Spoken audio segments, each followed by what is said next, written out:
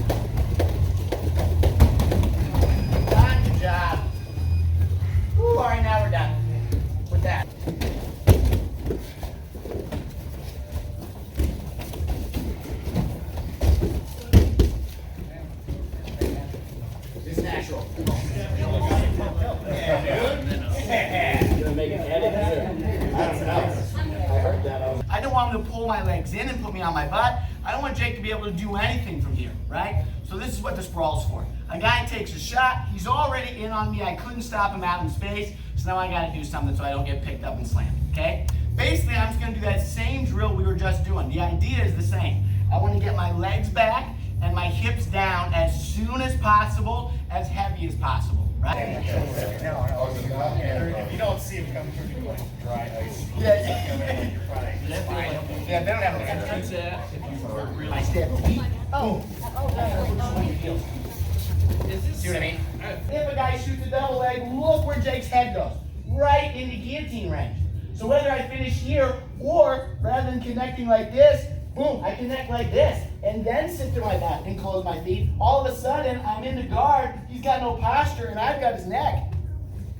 Make sense?